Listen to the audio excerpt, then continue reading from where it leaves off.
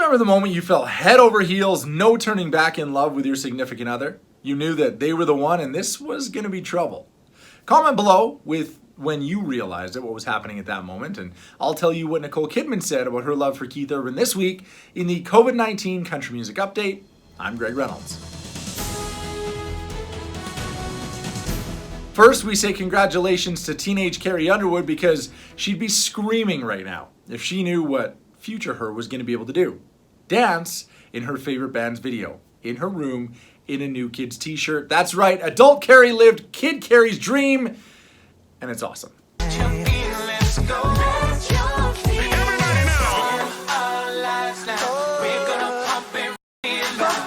Speaking of dreams coming true, that's how you feel when you meet the right person, when you meet the love of your life. But there's always a moment where it sort of switches on for you, right? The light bulb comes on, you're like, oh, this person's different, they're special. For Nicole Kidman, she told us this week that for her and Keith Urban, she realized that he was the one, something special, after he took her on his motorcycle and then they had a picnic.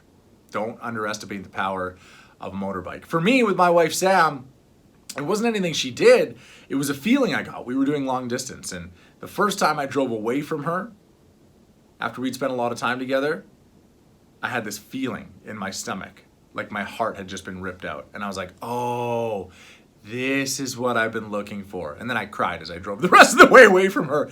Speaking of tears, it might be something you've been experiencing if you have somebody on the front lines during this pandemic. They go to work, they save lives, they are looking out for our health while putting their health at risk. But if you're at home during that time, it's hard because you can't help the situation. You just have to cross your fingers that they're gonna be okay. And AshleyMcbryde phoned me this week to talk about her new album, Never Will, the success of One Night Standards, and yes, about having family on the front lines. I'm home. My nephew, who is 27 now, is in Arkansas, and he is at a clinic scanning people, taking their temperature and testing for the virus. And then my sister, who lives in another part of Arkansas, is at a doctor's office trying to help take care of people. And they did give her the option, because she does have 2 kids, if you want to stay home, you should stay home. And she said, absolutely not. If I'm needed, I'm here. So I've got 2 of them out there. And I keep trying to just tell myself there's nothing you can do about this. And you know that they are going to take every precaution to keep themselves healthy.